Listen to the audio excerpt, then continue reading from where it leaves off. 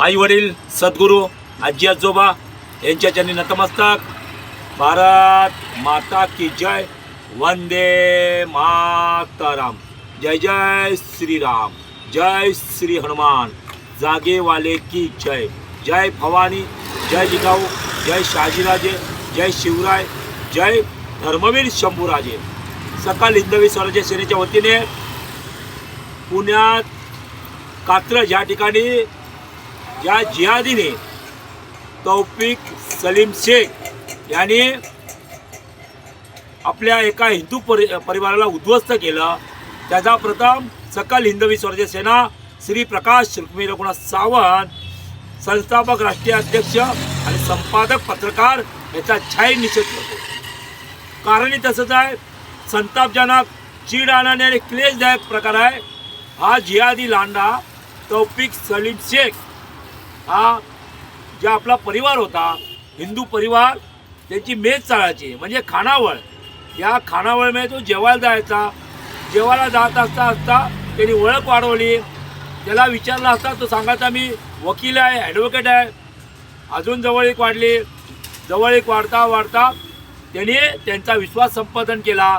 आणि त्यानंतर ह्या जिहादी लांड्याने एक आपली 9-10 वर्षाची मुलगी, त्या मुलीला जवळीक साधली. तिच्या आईबरोबर जवळीक साधली आणि ह्या मुलीला तो आपल्या मांडीवर घ्यायचा. मांडीवर घेऊन तिला गुप्तांगाला तिला जिथं बॅट प्यायची आहे तिथं तो हात लावायचा. त्या मुलीने अनेक वेळा आपल्या आईला सांगितलं पण आई एकच बोलायची की वडिलांना सांगू नको. आणि हा सर्व संतापजनक निंदनीय प्रकार तिच्या वडिलांना माहिती नव्हता. त्यानंतर या जिहादी लांड्याने काय केलं, आपले 2-3 मित्र घेऊन त्यांच्याकडे जायचा आणि त्याच्या मनात एक त्याची मानसिक वृत्ती जिहादी होती. त्याच्या डोक्यात फक्त जिहाद होता. आणि म्हणून सर्व धर्म समभाव मानणाऱ्या हिंदूंनो डोळे उघडा. आता वेळ खूप जवळ आले. हे जिहादी लांड्यांसाठी तुम्ही काफिर आहात. हिंदू हा काफिरच आहे. किती तुमचा जवळचा मित्र असला तरी. आणि आईसाहेब गाईची हत्या करणारा, आईसाहेब गाईचं मांस खाणारा कधी तुमचा भाऊ होऊ शकत नाही. म्हणून वारंवार सकल हिंदू समाजाला जे सर्व धर्म समभाव मानतात त्यांना जागृत करण्यासाठी आम्ही तुमच्या समोर येतो. त्यानंतर हा जिहादी लांडा इथवर थांबला नाही.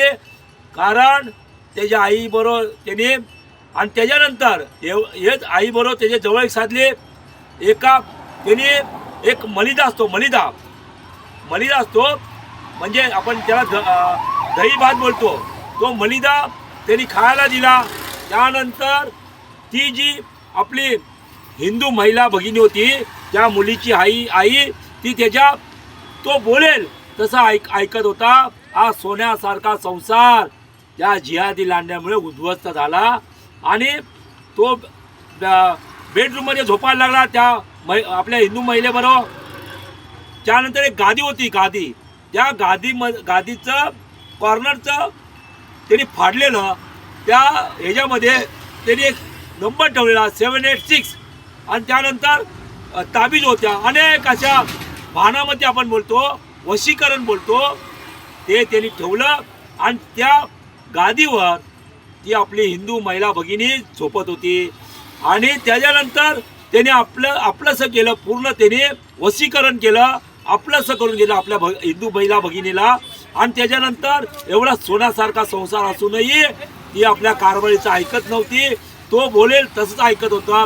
त्याच्याही पुढे जाऊन सांगतो, या जिहादी लांड्याने शेवटी धर्मांतरण